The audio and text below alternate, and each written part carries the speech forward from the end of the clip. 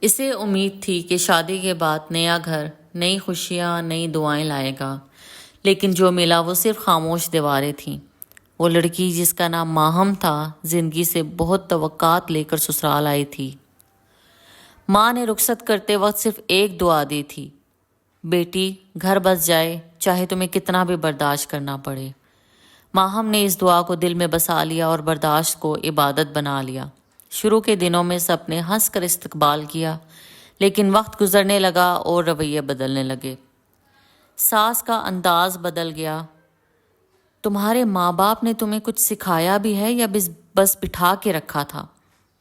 نند کی زبان زہر اگلنے لگی۔ ہر روز غلطی، ہر دن شکایت، تم بہو ہو یا مصیبت؟ شوہر، وہ یا تو فون پر مصروف رہتا یا ماں کی ہاں میں ہاں ملاتا۔ ماہم نے چپ رہنے کو ہی عقل مندی سمجھا۔ وہ دن بھر کام کرتی، رات کو تکیے میں منہ دے کر روتی۔ کسی نے اس کے آنسو نہیں دیکھے کیونکہ اس گھر میں صرف آنکھیں تھیں، نظر کسی کے پاس نہیں تھی۔ ایک دن ماہم کی طبیعت بگڑ گئی۔ ڈاکٹر کو بلایا۔ ڈاکٹر نے کہا، یہ جسمانی بیماری نہیں، یہ اندر کا زخم ہے جو بولنے کو ترس رہا ہے۔ اسی دن وہی سسرال جہاں صرف حکم چلتا تھا ایک لمحے کو رک گیا جب ماہم نے پہلی بار بولنے کا فیصلہ کیا۔ کھانے کی میز پر خاموش بیٹھے سب رشتہ داروں کے سامنے اس نے کہا، میں کمزور نہیں ہوں، میں خاموش تھی، میں بیکار نہیں ہوں، مجھے موقع نہیں دیا گیا، میں نافرمان نہیں ہوں، بس میں تھک گئی ہوں سہتے سہتے، اور اب میں بدلنے آئی ہوں، ٹوٹنے نہیں۔ پہلی بار گھر کی دیواریں گونج اٹھیں۔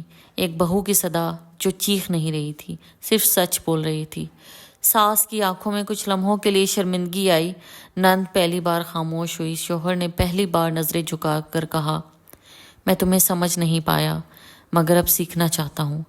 ماہم آج بھی اس گھر میں ہے، لیکن اب وہ صرف بہو نہیں، ایک انسان ہے، اور اب اس کا احترام کیا جاتا ہے، اس کی بات سنی جاتی ہے، اور وہی خاموش لڑکی اب سب کے لیے آواز بن گئی ہے۔ کیونکہ ظلم کے خلاف پہلی لڑائی زبان سے نہیں، خود اعتمادی سے لڑی جاتی ہے۔ تو بس اس کہانی سے ہمیں یہ سبق ملتا ہے کہ ہمیں خاموش نہیں رہنا، اپنے حق کے لیے تو بولنا پڑے گا۔ ایسی اور بھی کہانیوں کے لیے میرے چینل کو سبسکرائب کریں۔ شکریہ۔